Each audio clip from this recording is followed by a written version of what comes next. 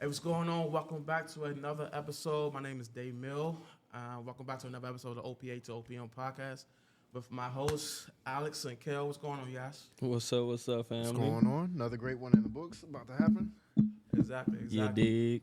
And today we have a very good special guest, our guy, Mr. Randall. How you pronounce your last name? Monfiston. I'm gonna say it for you. Monfiston? Yeah, so I got a Haitian background. I'm just gonna go right into it, not to cut you off. So Randall Monfiston, if you want to say it in a proper ethnic way for Creole, is Monfiston. So yeah, Wow. Okay. yeah, add some finesse to that. Yeah. And I want to make sure y'all know it's a special guest. Don't put me in a regular category. A special guest. It's I love special. it. Oh, we starting out right. Yeah. Special guest. Hey, for all our previous guests, step your game up. Let's go. All right. So, Mr. Monfiston, Yeah. introduce yourself. Like, where you from, and what do you do? So I'm originally from New Jersey, Asbury Park, New Jersey, by way of Brooklyn, New York. Come on, BK, stand up. Okay. So right now I'm a financial consultant for the government, and then as well as I do real estate investing on the side. Okay. How long have you been a financial consultant? For the past since May of 22. So I was prior Navy, which kind of brought me here to the that's DC dope. area. Thank you for your service. Appreciate your support, man. Yeah. That's dope. You Les, very similar. Yeah. background. When we first met, that just like it clicked from there. He was saying that he was prior Navy too. Okay, Yeah. that's dope. That's dope.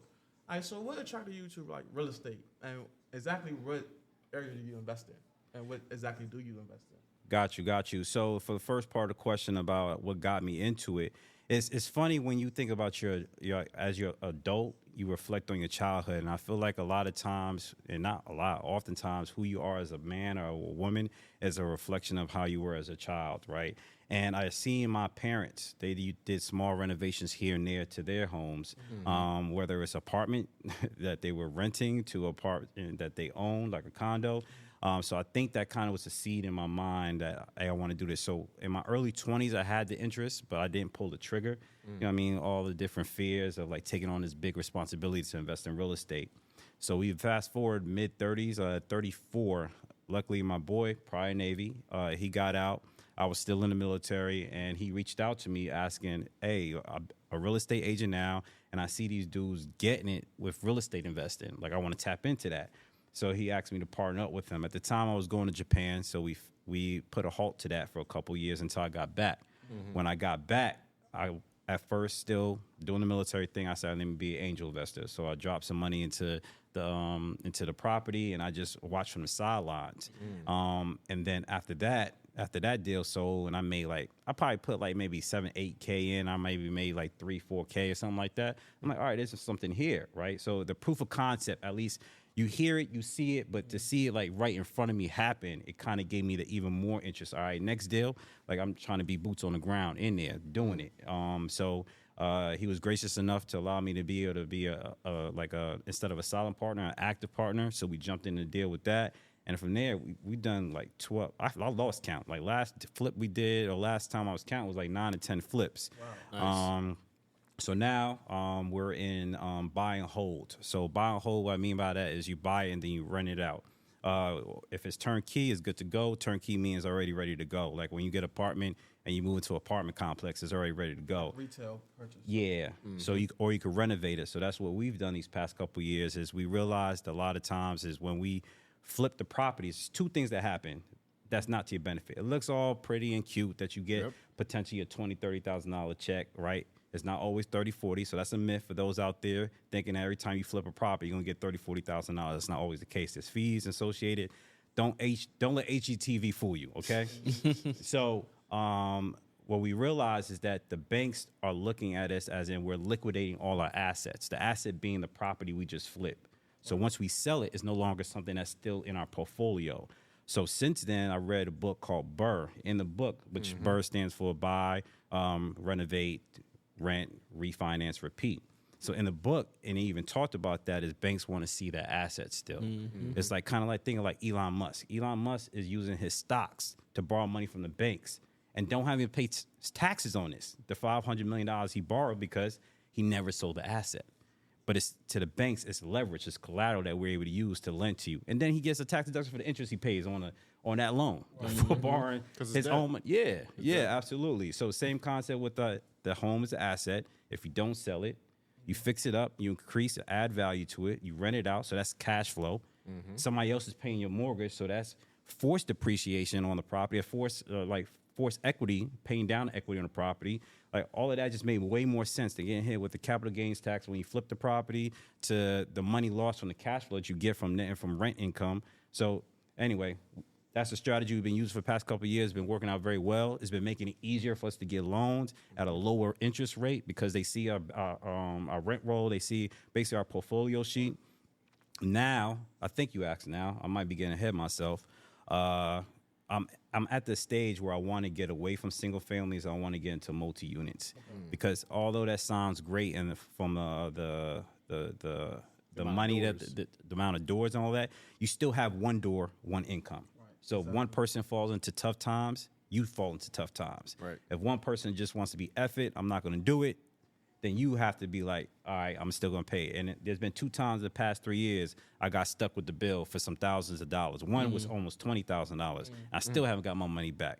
So multi-unit is where it's at. And that was during COVID, right? COVID, they had those sanctions on saying you can't evict people, and it just delayed the process. And so, yeah, I still got a bit of taste. When you can evict people, like the process take sometimes months. Absolutely. Depending on on the jurisdiction you're in. So Yeah. So that's a very tricky situation. So walk us through that very first deal that you did. You said that you were an angel investor. You just got on the side. And to most of our audience, they might be thinking of that position like, hey, I don't want to really get my feet dirty. Yeah. I don't want to get my hands dirty. I just want to invest my money and then kind of just see where it goes from there. So walk us through that. What kind of deal was that and how did it play out? All right, so for that deal, and actually, ironically, not knowing going into that, I think that's the best way for people who don't have the capital is to shadow somebody who's actually who's doing it, right? Whether if you only have a couple $1,000s, you just put a couple $1,000s in instead of trying to carry that whole weight yourself. And then you get to learn from their mistakes, right? First, you might have some skin in the game, but you're not putting all your skin in the game. So for that particular deal, it was some years ago. This was like 2016, 2017. So it was kind of fuzzy to me, the exact details. It was a single family. I want to say it was pre-foreclosure. And because I was the angel investor, I was just looking at the numbers. I really didn't look at the property, like walk in and tell you. I want to say it was like a 2-bedroom or 3-bedroom, and we added extra bedroom. And then, we added extra bedroom. And when I say we, because I wasn't active, I'm an angel investor, but an extra bedroom was added, and a master bath was added. So that allowed, but through that process, we understand that your team is the most important thing, right? We try to GC the property ourselves. That became a headache all in itself, trying to have the right GC? general contractor. Okay. So your general contractor is the person is hopefully they're licensed, right, and they're bonded. But your general contractor is the person that you're dealing with. Like, so if I'm from an investor, I'm dealing with one person, and they have a whole bunch of subcontractors below him or her that are managing the property. As far as if you need an HVAC guy, you need an electrician, you need the drywall, he's managing the ins and outs, making sure that everything is happening seamless, or should be. We learned that the hard way. We try to do the project thing where we try to have everything in a milestone period type of phase. It didn't work out to our benefit. And then we were picking the wrong people because we thought if we get the lowest cost, then it will save our bottom line. Sometimes paying a little bit more saves you the headache.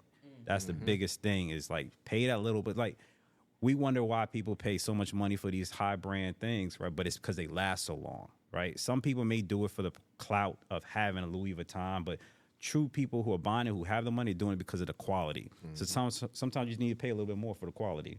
So when we exited out a deal, when we sold the deal, like I said, it was myself as one of the angel investors, and then my business partner, or at the time, just my friend who just allowed me to get in on the deal. He had 2 other partners, 2 active partners who were part of the deal. So I took a portion of his percentage. So he split it 3 ways, and then because I basically JV'd with him, I took a certain percentage of however much it was that I put in comparison to what he put, and that's the percentage I got. Okay. What exactly, what jurisdiction are you investing in? Is it where you live, or where's or do you invest nationwide? So I would like to get nationwide. I would do nationwide. Actually, I was a networking event. Somebody asked me the exact same thing. I had to pause and really think about it. Of course, anything that's near me, because I get to put my hands on it, I get to see, I get to touch. I need to get follow up on it, and maybe that's just because I haven't really broken those shackles of being hands-on type of person. But I'm definitely nationwide, especially if it's turnkey, because turnkey is it alleviates the fact I got to find somebody, a team, to be able to put the property and get the property where I needed to get it to. But yeah, so right now I'm investing mainly still in the Hampton Roads area, like the Virginia Beach, Norfolk, Virginia, and that's mainly because that's just where majority of my military career was at. So you're investing in where you know, basically. Absolutely. But definitely in Maryland, that's why I'm going to these networking events, so I can meet new people and create the same team I created down there, create them up here, and it's rinse and repeat, do the same process, right? So what were some of the initial challenges that you had to go through? And what are some of the current challenges that you have to go through? So the initial challenge was, money, right? It's finding the deal, learning how to properly evaluate the deal, having a proper team in place that's not going to mismanage the project, your money, all of that, right? And then as well as the lender, like finding lenders that would, because when you first start out, everybody says you go to this lender, you go to this lender, but if you only have one deal under your belt, like you're still looked at somebody who's still like kind of. So that's me. Another lesson learned is that if you could, we have what's called, or what I call, and I'm pretty sure a lot of other people call it, like you could have a partner who's the credit person. So you partner with somebody who has good credit if you have bad credit. You could partner with somebody who has experience and you don't have the experience. You have the money, but they have the experience. Right. So y'all come together. So you come together like, I got the money for down payment, but you have the experience. So the bank is going to look at you as, okay, since you're part of this deal and you have 8 flips, we're more likely to back this deal now. So that was something that we also learned, is just having a GC part of our team allowed us to be able to fast pace through the lender process more, because they're not looking at us because we're not the GC. They're looking at this individual who has a portfolio, and they're able to look at what he has or she has done. So you put them on the GC on the deal? No. They'll just go through not a background check, it's just a form that you fill out depending on the lender, saying, okay, who's the lender? Are they licensed? What's their license number if they're Class A, Class B, whatever have you? You kind of put some of the properties, and they'll do whatever. I don't know what kind of investigation they do back in the background to validate if the address you put down is something that they did, but that's what they ask you for, and then you go from there. Okay. I got a question. So, how did you find your GC, and how did you find your team? Because I'm assuming as a seasoned investor, you're gonna have to have your GC, your realtor, a guy that you use for your inspections. Like, how did you build your team? So the GC mainly came from just like, and it wasn't even intentional, but it was just as people, because we were in a suffer, like people, you drive by other people and you go ask them, like somebody else is getting a renovation done, and you see, oh, that was creative what they did. Let's say they created a porch on the side of the house instead of the back of the house, right? So you just stroll up and just ask the guy, like, hey, like you just ask them questions, right? To say, like, did you do this? And then they may just be the subcontractor, or they could be the GC as well. So that's how we kind of built our team. So we didn't totally remove ourselves from the GC. Sometimes, and this is not a play that I recommend, but sometimes you have somebody who just adds their name to the application, right? And you just give them a little fluff, right? But again, that's not something you're supposed to do. So if you do it, just be mindful of how that goes. But so just going around, like I would like, you could even go to the city. It's public record who's pulling the permits. So if you got such and such, let's say Builder Bob LLC, the information is on there. You could go call that person, right? Like if you're driving by a property, you see this property's renovated, you like how it looks. Who built this property? Who fixed up this property? 3 months ago, it looked like trash. You could go to city, you could pull city records, you could get who pulled the permits. That's your GC. And that's a way to figure out who. You already got the quality of work because you've seen it. You see what it looks like. Right. So now you just need to know who's the person that did it. Okay. And that's the free way of doing it. Okay. And how'd you, like the realtor and the inspector, how did you build those relationships? Well, the realtor, if you got a good realtor, the realtor just got a Rolodex of people, right? Okay. So that's and luckily for me, my boy is a realtor. Okay. So him being a real estate agent, that's how a lot of our deals came. He was looking at it from two folds. How can I help this person who came to me as a client, as a real estate agent? And then if this can't sell on the market the traditional way, can I help them as a real estate investor, right? So I've been very appreciative of having him as he was a a pivotal part of our team by the fact that he was able to look at from dual hats. So being an investor, do you invest your own capital, or I heard you speak on loans? Do you use the bank's capital? Absolutely, the bank's capital all the day. You still got your down payments and such. Right. You got to come to 20%. Use OPM. Yeah, absolutely. OPM, other people's money, right? So definitely using because this is the way I think about it, right? Let's say I had $100,000 liquid, right? If I take that $100,000 and let's say hypothetically, these are just random numbers, like if there is a property out there that you could get for $30,000-$40,000 and put $30,000-$40,000 to fix it, and there's an upside of a $50,000-$60,000 equity, hit me up at Randall Monfiston on Instagram because I would love to hear about this. But let's say hypothetically, you have a property that you acquire for 40, you put 40 in it, and it's like 150 to ARV, the after repair value after you sell it, right? It still doesn't do me like any benefit by using all my own money because now my money's tied up in that deal. So if another deal comes by, I can't tap into that deal. My money's all tied up. But if I have $100,000, that's I'm gonna borrow $80,000, 20% of that, like quick math, I'm probably $16,000. I could put 16 in this deal. I get a lead from another deal. I could put let's say hypothetically they're similar numbers. I could put 16 in that deal, and I'm still using the big bulk of it from OPM. That's the goal of OPM. As long as you're beating what you're borrowing for as far as the interest rate is concerned, why not use their money? Leverage. Why use your money? So when you're doing a lot of these deals, because you mentioned that you're at 9 right now?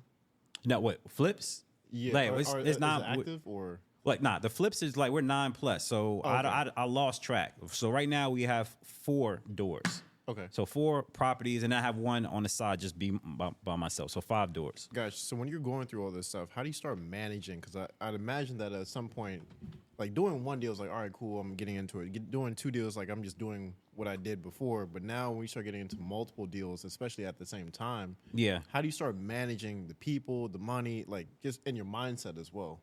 So, lucky for me, it's rinse and repeat, right? So for us, it was like it's like, depending on how much you have to repair of the home. So, but it's always, let's say we was going down to the studs. You pull the piping out, you pull electrical out, you upgrade electrical, you do the plumbing, permits come in, or you do the HVAC if you got to do duct work or whatever have you. You do your roughing inspection. After the roughing inspection, and then they come in, they give you a pass. Then you start buttoning things up, throw insulation up, drywall. It's all like it's like a process. Once you've done it 1 and 2, like you know the process, right? You know when to insert things, right? And then sometimes if you got a contractor one spot and he's hung up, instead of wasting his time there, he could go. Let's say the permits didn't clear for plumbing or something like that, so I can't use the drywall guy there. So I use the drywall guy. So it's a matter. It's a matter of just knowing where you at in the stage and also knowing your contractors. Because if you let them sit cold for too long, they're going to go somewhere else. So that's another thing. You need to constantly feed the contractors, right? Like you can't give them all the business unless you just got multiple deals. If you big on some Grant Cardone type stuff and you got like hundreds of properties all day long coming your way, then that's a different story. But the goal is not to have that drywall guy or that one person waiting on somebody else. The goal is to try to keep the rotation going as smooth as possible. But sometimes we have been stuck where permits have held us up. There's been a time where we had a guy do a code. What is it called? It was not a Mac. It was the plumber. The plumber was doing to code, but the city switched the code book during the time. Basically the permit code of how. While you were in progress. While you guys were in progress. While we're in progress, we didn't know that. So mind you, 3-4 months prior to that, previous deal, same plumber, same inspector, pass inspection. So it's not like the two variables change. It's the exact same people, right. Plumber, inspector, new property. Plumber, inspector came out, we got a new code. New code, the code has been on the books for like over a year now. But for whatever city, the city says, no, you need to start implementing this code. So I guess by whatever, I don't know, policies in place, the inspector said, I can't grandfather you in, being that you already started. You have to fix some of the things. Some of the things over my head, what he said, it was like some pipe clippings and some other stuff. I'm like, all right, whatever. So that delayed us. Right. That delayed us. When he had to remove some pipe in the way that the angle was laid, how big of a hole they put through some joist was, I guess, would cause some type of potential damage of the wood splitting. So he had to fill those in. Man, it required rework, a lot of rework. Let me rephrase that. I've done a lot worse when it comes to rework, but that's not on the biggest end of rework. But it did stop us for like a good 3-4 weeks. Okay. Yeah, so that's one challenge. There's plenty of challenges. There's always a hiccup. There's always something.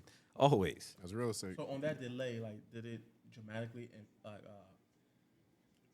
did it dramatically affect like your profits or anything like that, or was it just the time loss was just the major? It was biggest the time loss. So lucky for us on that particular deal, we had already in our draw sheet. So a draw sheet is when you're using a lender, they want to know itemize what you're going to spend on each thing, right? So one, you're supposed to add, not inflate, but you're supposed to add like a buffer because you don't know to the overall project. So we do a 10% spread across everything in case anything comes up.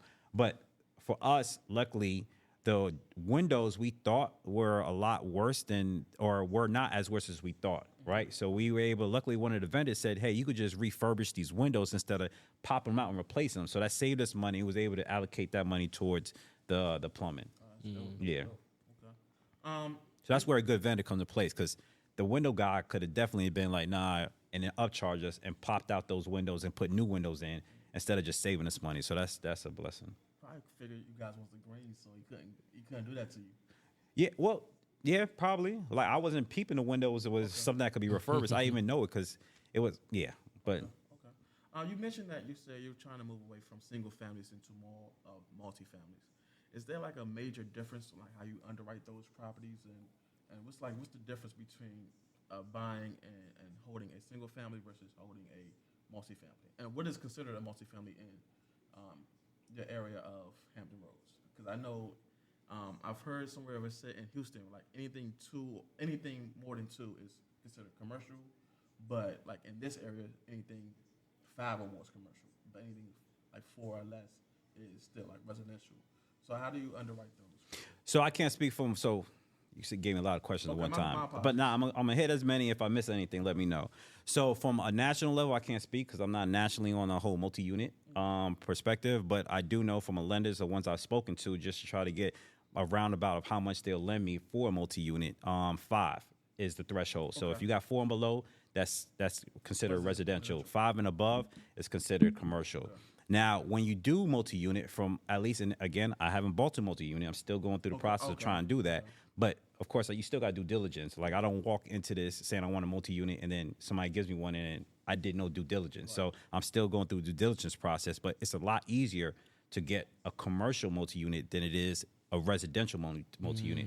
Because commercial properties are looking at the rent roll. They're looking at what that property is going to bring in. When you're looking at a single family, they got to go off of what the other properties are doing as far as comps concerned. So if you already have tenants in there that have been here for 2-3 years and you got rent roll on the commercial side, it makes that process that much smoother for you to be able to get a property or get a loan. And again, this is my understanding of what I've heard from different lenders. It's easier to just go 5 and above because how much more you add in between 4 and 5 on the value or the price tag of the home or the apartment complex. But the deal structure changes dramatically between that 4 and 5. So I'm not saying against 4, right? But I'm definitely if I have opportunity to get 5, I'm gonna go for 5. Okay. So if you were to go back and knowing what you know now, what would you have done differently to scale and grow your portfolio? I would put myself around more people. Basically, your network, right? Your network is your net worth, right? So I'm pretty sure it's cliche at this point because I'm pretty sure multiple people, it used to be like, oh man, that's dope. Like 5-6 years ago, now everybody's saying it, right?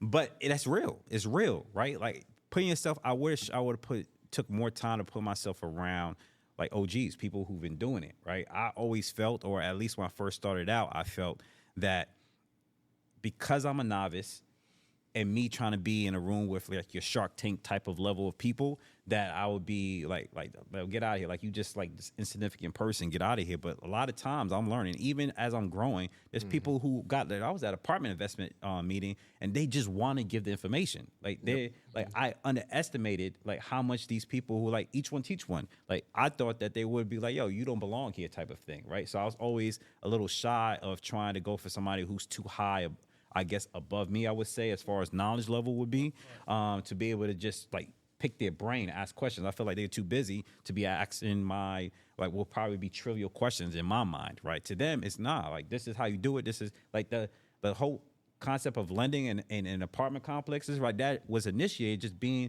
around a guy who has apartment complex. He got like 3 over 50 unit apartment complexes, right? And he was just sharing information, and it was just like a flood because this is what they do day in, day out. So when you have a passion for it, huh? So you're not stopping his bankroll? Nah, absolutely. And you're in a networking event, right? So when you had a networking event, that's what you talk about yourself. You talk about what you do. That's the whole purpose, right? So I was like, man, I was just getting free game, man. Where'd you find these networking events? Meetup.com.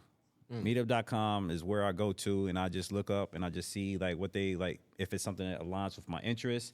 Of course, if they've done multiple events, right, trying to weed out the ones that maybe, I guess, per se, duds, if you will, but just try to find ones that are fruitful. I'm not saying I'm shy away from those that may, because I believe just like I'm receiving information from them, there's nothing wrong with me being in an environment where I may be the person who's smarter than everybody else or more knowledgeable. I don't like to say the word smarter, but more knowledgeable about real estate, and I can share the information. Because I also think that if you go into something, learning it to teach somebody, you're more likely to have that information stick in your brain. So teaching somebody else just reaffirms the information that I learned, and then you ask questions in a different way that I may have not thought, and it makes me go do some homework to then learn something new. Yeah, that's crazy. That's actually how I learn. If I can't teach it back to my friends, then I feel like I don't know the information. I forgot who said that, and I'm pretty sure somebody's like, if you can't teach it, then you don't really know it. Yeah, I know one of the books I read was Jim Quick, Limitless, where he's basically the guy that you go to learn how to learn, and he's like, look, this is one of the best ways to learn something is to basically learn it and listen to it in the way that you're going to basically say, hey, after this, I'm going to go teach somebody it.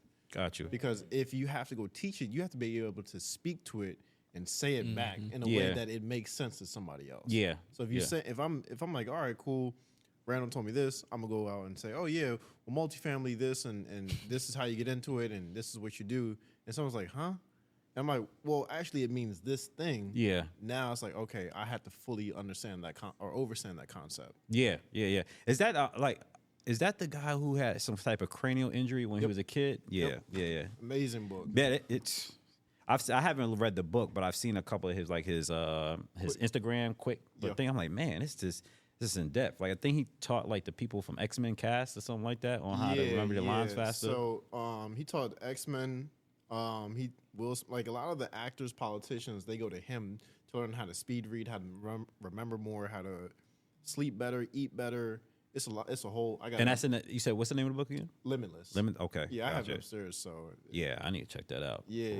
I highly recommend. If I could speed read, man, I'd be retaining information so much. I'd be having to reread sentences over just to make sure it sticks in my brain. So this a little off topic, but I went from reading 250 words a minute to 750. Wow. And actually understanding, like you're able to read the words and it's like I get better. Like I'm getting better. Like today, I read like 4 chapters of a book, and each chapter is like 10 to 15 pages long, right? So it's like 40, 50 pages in like 45 minutes. Man. Yeah. Because it's like the premise is like if you could read faster, more, and understand what you're reading, how many books would you read? What would you read? What would you learn? Yeah. And so I guess the same premise goes to like if you could use that same kind of timeline when it comes to like things like real estate, how would you do that? And that's what you're talking about, which is like meetup.com. You can get 20, 30, 40, 50 years of experience just having a conversation with somebody by going to these events, networking and stuff like that. And so when it comes to like asking those bits of advice from people, because again, like you said, most people when they start off, they're scared to go talk to somebody who may seem more knowledgeable or bigger than them. Yeah. So what would be your advice to somebody to say, hey, here's how you go approach somebody in that situation? Like if you go to meetup.com and you go to a networking event. So again, so this is what I like to think of, right? When you at a place where you have like, let's say you go to a sports bar. At the sports bar, do you question whether or not you should talk to somebody else about what football game is on? Do you stop and be like, yo, what do you think about this game? Do you stop and think about what do you think about this player? Like, you know that you're in this space because y'all share the same type of desire, right? That's the same thing at the network event. If you remove the fear and look at it just on the most simplistic level, We are all here at this network event to engage in conversation, to share information. Like, I'm not here to look at you like as if I'm better than you, and you're not to look at me as far as I'm your superior. I'm just here to engage in dialogue, to share something different, or that's the whole purpose of communication. Is to communicate, is to learn something different, whether it's about a subject or about a person. That's all a networking event is to share information. So if you go just to like, hey, I'm just here to share information or just receive information, no one's going to no one should. If that person is doing that, then I don't know. Then that's not the networking you want to be at. Yeah, they got their own issues, right? But if you do come across that, like, just know that that's an anomaly. That's not the normal thing. Like, the people there want to share information, right? Because not only are they sharing information because they're probably paying it forward, it's because that you may be the next person that blows up, and they want you to remember them as somebody that you could come to bring a deal. So that's another thing that's potentially an opportunity, because oftentimes, just because you're older and you're wiser and like you're in your 50s and your 60s and you're doing great, somebody in their 20s could do what you did in 10, 15 years that took you 40 years to do it, right? Mm-hmm. And then now that person is like, I remember, like, let me shout out such and such who was my mentor when I was only 23, and now I'm 35 and I'm doing great. And then now he's getting people that's coming to him to seek the same type of knowledge, right? So it's a full circle, right? You never know who you're gonna come across. And I'm realizing more and more, like, it's not only how we look at it, but people who are richer. It's all about relationships. So they want to establish a relationship as well. Okay. All right, let's kind of pivot because we see that you're kind of building a successful real estate business, but you're also into broadcasting or podcasting. Correct? Yep. So, what are the similarities and what are like the key differences between growing like a real estate business or a broadcasting business? So you mean like a podcast you're talking about? Yes. So for my podcast, one shout out, the Forte podcast. Forte Community on IG, Facebook, YouTube. So we'll put that in the description as well. Absolutely. So we just started that. So last year, I turned 40. Me and my business partner both turned 40. We're a month apart in age. So we were thinking about, like, how can we do a dope party? And if Carter Cofield, I'm not sure if y'all have seen him on Instagram. Mm-hmm. So he's a CPA, and he's always trying to create or share different creative ways on how to be able to save on taxes. He came across, and it was crazy. I swear your iPhone be listening to you. 'Cause I was talking about a birthday, and then I see, how can you throw a birthday party tax-free? Instantaneously, I'm locked in looking at this video. Like, what? So if you add business activity or a mastermind to it with your friends, that's a tax write-off. All the money you spent is a tax write-off. Yep. I mean, call my boy up like, yo, let's run this play. I don't even think I had to sell pitch it to him. He just said, let's do it. So we created a networking event. At the network event, we said, all right, let's do it big. Like, because it's our birthday, we did a rooftop, all-white network event. It was a network party. It's not your regular, we just were around in a quiet place, talking, whatever. It was a DJ, there was food, there was drinks. It was like a party feel, but it was the first part of it was more of a social hour, like with music playing in the background, but not too much that's going to drown out the conversation. We got to yell like you in a club, but people were able to engage in conversation, exchange business cards. Then we transitioned where we had our sponsors, like people who want to speak to the crowd and advertise their services to the crowd. They speak, and then it transitioned into more party. And because it was rooftop, you could move away from the music, continue whatever conversation you were having, or you could be part of the party, dancing, whatever have you. So I think that was the birth. We didn't think about anything past that moment. Right. We just thought about it being this one-time thing. We have all people that we're cool with. Our people that we're cool with could then network with one another, and maybe they bring some new people we haven't met. So we started getting feedback, like, y'all should do this more often. And we thought about it. I'm like, okay, like, maybe there we have something here. Mm-hmm. And so our goal now is to be able to create a space where it's a fun, like, think about how many people who are businessmen or women, right? It's not oftentimes that you have two people who are in a couple that are both business, right? So a lot of time, the man or woman, whoever who's non-business, left at home while the person who's an entrepreneur out there hustling. I just created an environment where you could bring, this could be date night / business at the same time. Mm-hmm. So you got that, right? Then you have people who are in different industries. I'm not trying to focus only on real estate networking, because there's commonalities amongst all businesses, right. Whether it's running your books, whether it's lead generation, whether it's marketing, all of that, right? So why not have somebody, I think you mentioned you have an automation business or some sort, right? Like, So I could benefit that as a real estate agent. Like I would love it for some people who text me to get automatic response on text, right? That's if I'm not sure the details of it, but if that's along the lines, then you have something like that, right? But it doesn't have to be all real estate. It doesn't have to be all lawyers. It doesn't have to be all CPAs. It doesn't have to be all people marketing. It could be somebody who's not an entrepreneur. It could be somebody who's like, I even gave an example of, let's say you work at like, I don't know, Coca-Cola. Oh, Coca-Cola don't advertise, but that's the one that comes to my mind. But let's say Coca-Cola advertised and you work for Coca-Cola's advertising department. How beneficial would that be to somebody else who's running their business on how does Coca-Cola generate leads? What are they doing? Like, what software? Do they have their own internal software they have? Do they work with a firm? Like, how are they doing that? You could share that information at the networking event, right? And now you have this big conglomerate insider information about how they're doing things that you could do at your level, right? And replicate it. That's all it is just trying to exchange that information and not have a stovepipe of it's only your niche that you need a network around. Nah, network across the board, right? And then before that, we have a mastermind from 5 to 6. It was 5 to 6, but we went a little over, where we had some millionaire panelists who were just sharing with audience members who were like either novice or still haven't taken that leap into trying to start their business, to be able to pick the brains of these millionaires on how they've overcome, whether it's pivoting from a 9 to 5 to entrepreneurship, or pivoting from like doing one business and say, all right, that business failed, I'm gonna do this other business. Like all of this, just like you're asking me, like the experiences that they have, whatever trials, tribulations that they went through, they just share that, because that's all it is that once you get behind a curtain and you realize that we're all human, we all make mistakes, we all have frustrations, all that is shared. The person that's done it and who's succeeded just push through those frustrations, push through those fears, like overcame those hurdles and continue to show up. As long as you don't quit and you learn from your mistakes, you're gonna succeed. So that's the whole purpose of the networking event. So from there, we were like, all right, how do we garner interest? How do we promote this? And that's where the podcast is the best way to reach out and touch people. So we're not necessarily, it's great if it happens, but we're not going to be like, we're not looking to be the next podcast that blows up and like $1 million worth of game. So if that happens, by all means, hey, if y'all want to follow us, keep on following us. But our goal is to have the guests that you see on our podcast who are doing great things to be for you to see them at the networking event as well. Mm-hmm. So if you've seen someone on the podcast in the industry that you're interested in and be like, yo, that's dope what they were doing, I want to meet them in person, you can meet them at our networking event. And where do you have you said you had an event, where was that at? This was at the Cambria Riverfront Hotel in D.C. Mm-hmm. So that was, if you're not familiar, it's Navy Yard area, right across from Nat Stadium. Mm-hmm. Yeah. I think, didn't you guys have an event there before? Nah.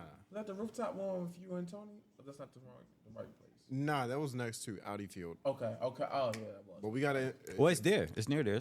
The Cambria Riverfront is near Audi. Yeah, it is. It's out. Yeah. You need another rooftop. This one? I'll check it out. Definitely. Yeah. After I'll take you up, and then... Because I'm actually... right when I was walking back in, I was taking pictures because I'm hosting event spaces here. Oh, wow. Yeah. How do they manage, or is there any... I guess friction when it comes to having a big crowd of people cycling through? You have to just reserve it. And as long as you reserve it, because like in here, there's a sign right there where I think this space alone holds like 90 people. Okay. Yeah. Got you in the rooftop? I think that's like 90 people as well, maybe 100 and something. Okay. There's two parts though. One, the inside holds 90. The outside also holds. Got you. Yeah, I'll check it out. Yeah. I was gonna say, taking it back a little bit though. Little known tip. I don't know if you might know this, but this also for the listeners. If you could turn those events into basically a nonprofit, create your own nonprofit and have it sponsor the events. Yeah. Not only will you become tax exempt, but everything purchased for the events will be a write off, and then you can receive grants and more to actually do stuff, because you're going to at that point be doing stuff for the community and educating the community. So, bro, you see this right here? this is an example of a networking event right here, right? Like you just share what you got going on, and somebody else is helping you solve that problem. Man, yeah, I appreciate that. Yeah, definitely. Now I'm about to go Google some stuff. Matter of fact, I'm gonna email CPA and be like, yo, figure this out. This is what I'm trying. Yeah, I got you. We're gonna talk after this. That's another good point, is that a lot of times people try to think of like, how do I, like you said, be everything, all in one, omnipresent. How do I figure out how to do my tax? How do I figure out how to get the best tax write-offs and stuff like that? Rather than and like you said, be the GC. Yeah. As opposed to paying that extra little bit to say, Yeah. hey, look, maybe I'm not the best person for this. Let me go ahead and hire somebody. So you mentioned that you kind of had a little struggle with that in the beginning. Talk about that, like trying to transition to not being everything. So I think it was quicker. And if my my business partner watches this, because he's still trying to transition from that, and I'm trying to pull him back, right? So I transitioned quicker because I know, like, I'm not trying to be in there knocking down walls, moving stuff. Like, that's not my thing. Like, I'm better behind the computer, tracking the numbers, calling up, to see where is the supplies that we need that's supposed to get delivered, something like that. That's my thing. But aside from that, I do believe everybody has their own lane. And the more you try to scale, you're limiting yourself because you're one person. It's better to have, like I was saying, with other people's money. Just same example. If I try to use all of my resources, my individual energy to do this one thing, I'm only getting one thing done. But if I step back and I allow 3 or 4 people to handle that one thing, now I'm able to get my energy spread across 2, 3, 4, 5 different projects because I have different people in different areas working in their genius. So if you allow people working in their genius and you focus on because your job is to be the visionary, the person that's trying to figure out on how to move things forward. If you're stuck in the weeds, you're not, like, who's looking out for, like, past the forest to see if there's some bad weather coming or something like that, if you're so stuck down here. So, and again, this is, like, not only from just me being frustrated and figuring out how can I, like, minimize my stress, but also just from network events, from YouTube videos. I forgot what book I read. I was going to say, it sounded like Traction. Is it Attraction? That's what it is? By Gino Wickman? I don't remember. It's so many, all that stuff blurs together. It's like you get the information, you just, all right, now I got this back here. I forgot where I got it from, but yeah. It's a gray and orange book called Traction by Gino Wickman. And it's basically talking about that, where it's like, you need to have the visionary whose sole purpose is the vision. Yeah. Implementing the vision. Then you need to have the technician who's the person who implements it, like the more who's hands-on with building the thing. So you have your visionary who can see it where it needs to go. Yeah. But then you have someone who can implement the structure. Yeah. Implement your day-to-day. So you put your systems in place. Absolutely. And think about this, right? Like, you think Jeff Bezos, you think Elon Musk, all of them have all these workers, right? Like, granted, like, we're talking about thousands of packages and thousands of cars. So yes, they physically can, but the part of that is so this way they could think about the bigger thing, right? So why not? We think that we're saving a buck, but the reason they did that is because they gain more money. So why not we replicate that? Being the visionary. Yes. Yeah. Yes, absolutely. And they got their time back. So And they got the time back, right? Like, another thing, it was definitely a YouTube video I was watching, right? The example he gave, and this guy gave, was that a lot of people think about the rich now some of them do it for the fact that they just got endless amount of supply of money, but some people do it to get the time back. When you have a chauffeur, when you have a maid, when you have a chef, it's not solely just because, I got money, I want to be able to kick this bread and have some money, so I'm lazy. No, I need my time back. If I'm busy trying to cook and spend 2-3 hours a day or whatever, meal prep or whatever have you, that's time lost. So if you put in time into a business deal, vice cooking, you just gain more money. As long as you're doing something that equates to more money than what you're going to spend on that chef, then it makes sense. Yep. Same concept with OPM. If I'm going to make more money than it costs me to borrow money from you, it makes sense. So if you think about it, as long as you are making more money than what you're spending on whoever you're hiring or whoever you're borrowing money from, it makes sense.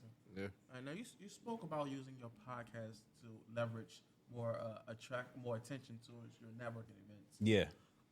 Like, are you able to leverage your podcast for, like, leads in real estate or other business ventures as well? Or, like, how do you use that? I have not. Look, that's a good point, and I probably could. I have not, because May 4th is the Forte Experience, Canterbury Riverfront Hotel.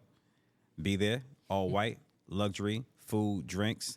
The description will be there, or we'll point you to the place where to get Yeah. You can get your tickets now. Early bird, www.theforteexperience.com, www.theforteexperience.com. But back to your question. I have not thought about that because we're putting all energy into trying to direct people to the networking event. Over time, I want to give before I ask, right? So I think if you're constantly feeding, because then you get building a relationship.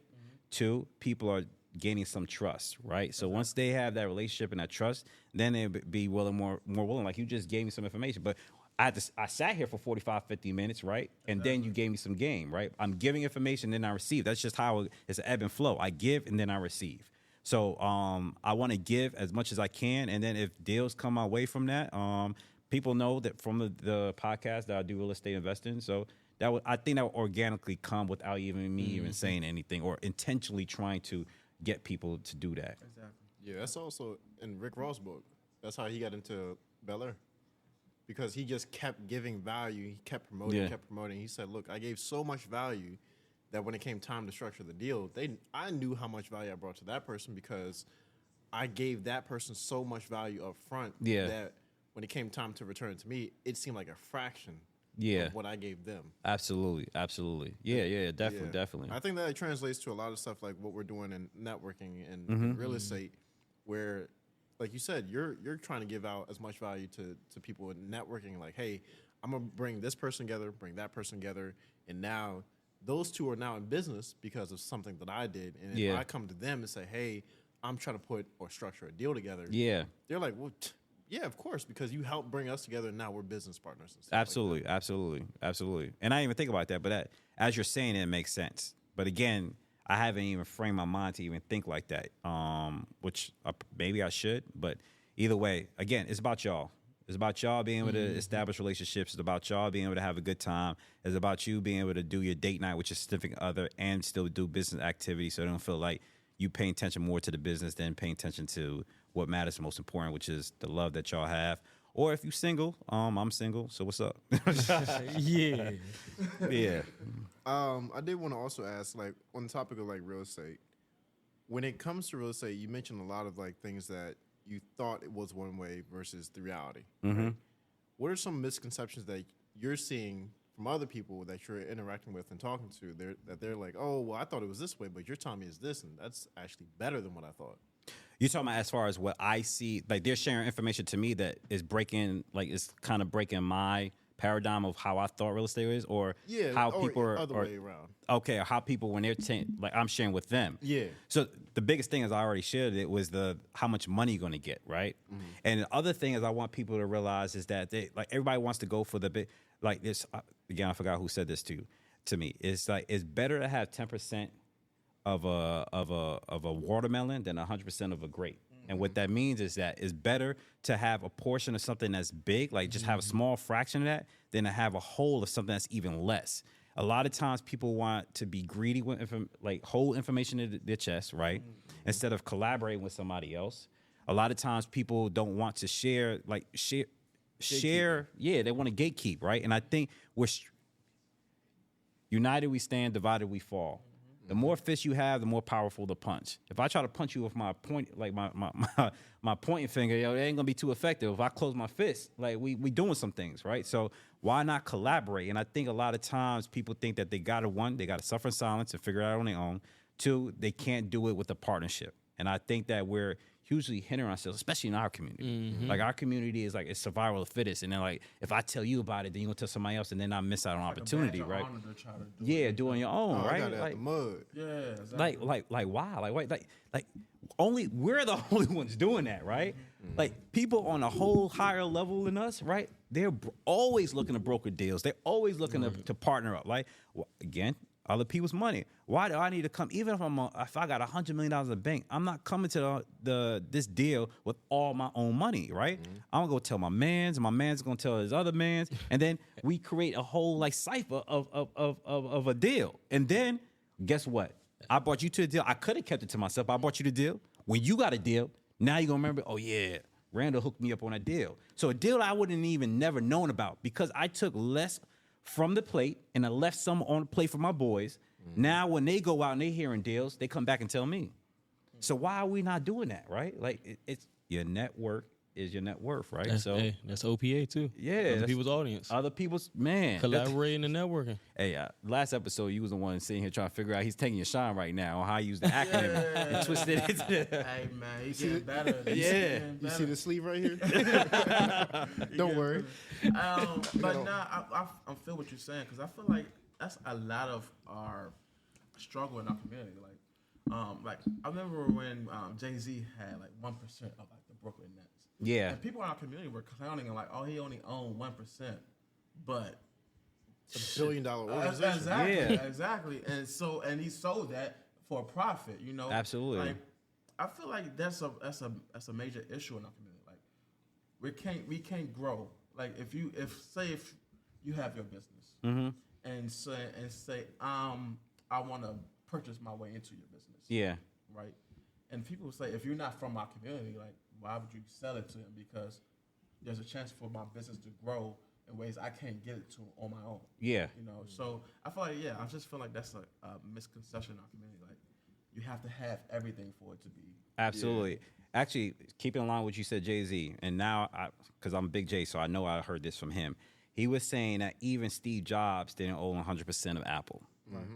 Steve Jobs only owned like 4 or 5%. Elon Musk owns like 20%. Jeff Bezos like 10, 11%. Again, these big billionaires are not owning 100%. Right. Why do you think you need to own 100%, right? Like, why?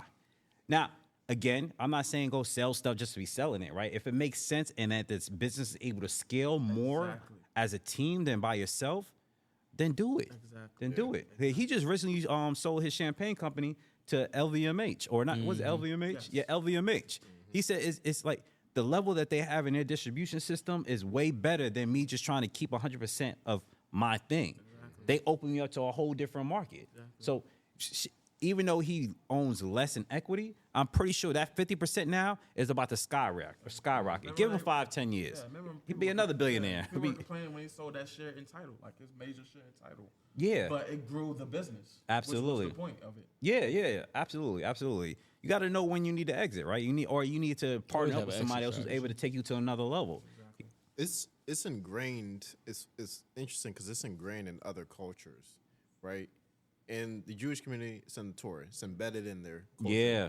In certain African and Caribbean, you have the susu, right? Where everybody puts into a pot, and then all right, cool, we're all going to basically band together. Yeah. And then in certain Asian communities, you got grandma, grandpa, uncle, cousin, mom, dad. They're all in the house together. Yeah. Everybody's putting up into a pot, starting a business. Yeah. And kids work for free, right? Get all the deductions, and now all that money and the profit goes to start the next person's business. No, it's crazy. It's like the Rockefeller Foundation. I was just about to bring that up. Like, so I was watching something this week where it say like they have a dynasty trust. Yeah. Like where people inside the family, like all the life insurance go into the trust. Yeah. If you want to start a business, you get the money from the trust, from the board. family. Yeah, the family votes on it. Like, yo, I think it's the book is called "What Would the Rockefellers Do?" Yeah. I'm trying to think of where exactly. There's a documentary on that it was too. at MJ's event. You know what? Right. I was editing a video. And Shout out Limitless. Remember more. Sharice Small said that. Yep. Yeah, I talked to him today actually. Exactly. That's dope. All right, so let's go ahead and wrap it up. So we do have one more question. Yep. So as you look ahead as the future of real estate, what is some how you positioning yourself to capitalize on the future in real estate? Mainly, so creative finance is another thing. I don't know if you.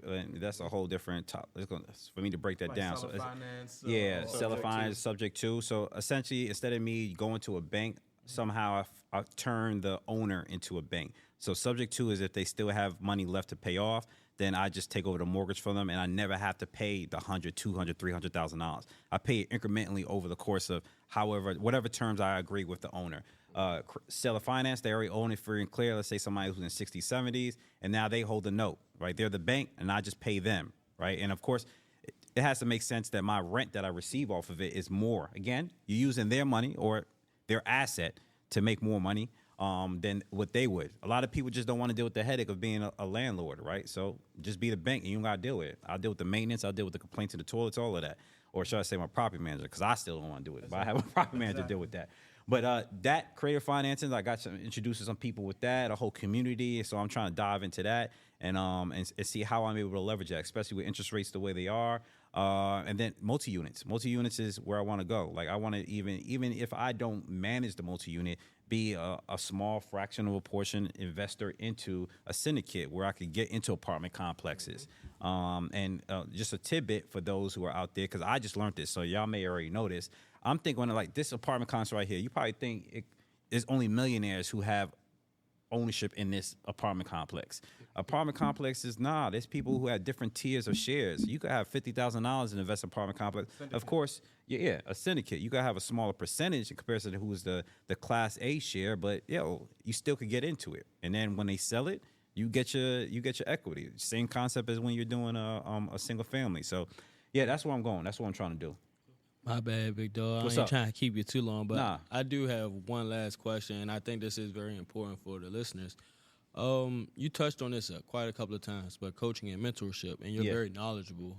I know you probably got that from experience as well, but how would you say, do you have any coaches or mentors, or do you just mainly learn everything from the networking events, and could you speak on how important it is to have coaches and mentors? So, yes to both. Yes, I learned from to all three. Yes, from experience. Yes, from a networking event, and yes, for mentorship programs. I signed up. At one point, I think I spent $10,000 on a mentorship program. Yep. So, invest into yourself.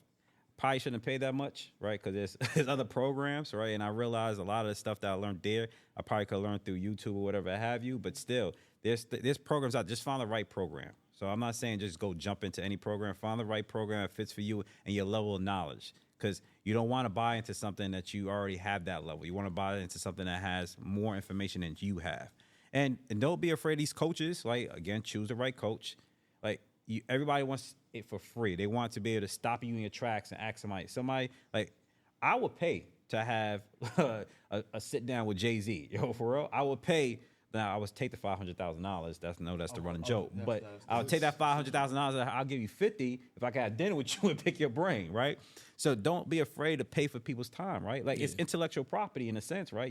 They've taken hours, years, decades of learning this information, and they're trying to paraphrase it into a smaller, bite-sized way for you to learn it in a fraction of the time it took them. So if they are charging you as a coach or as a mentor, pay that money. Because the what you make off of it, as long as you apply what they teach you, and it's the right coach. Again, I want to make sure I'm not telling you to go to just any coach. Make sure you do your due diligence, because there are some fakers out there who just take the information on YouTube and then create a course and then pretend as if they do it when they have not really done it. So you want to find somebody who's been tried and tested and who's actually walked that path of whatever industry you're trying to be in. But definitely, show that work. Show that work. Show the receipts. Yeah, that's definitely important. I will leave it with this. If people were paid to go to a college institution to get a bachelor's degree and master's degree and pay $25,000, $50,000, $60,000, depending on whatever college you go to, why don't you pay that same amount of money to feed into whatever lane you're trying to be in when it comes to it specifically? Because that's broad. They teach you a whole bunch of random stuff that's not specific to where you're going to be. And it's becoming obsolete. Yeah. And it's becoming obsolete. Yeah. That piece of paper is becoming obsolete as we move into the future. Yeah.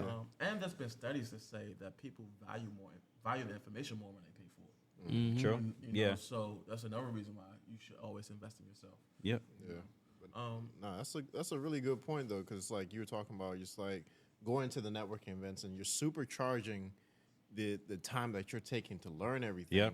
Because all right, cool, I can grab 10, 15, 20 years of experience from that person to understand, all right, what to do, what not to do. Yeah. All right, these are different avenues. Seller financing, subject to if I can't get approved for a bank loan, right? Yeah.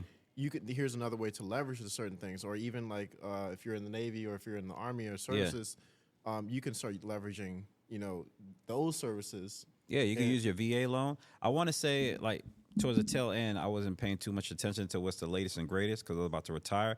I want to say I was hearing rumblings that they were trying to get approved where you could use your VA loan into investment properties.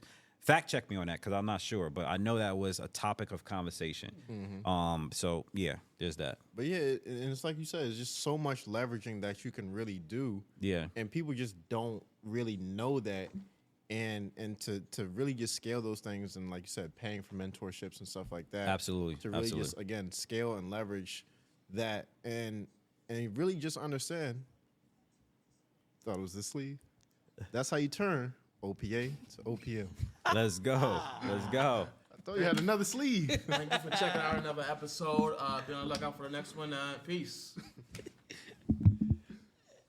Bang.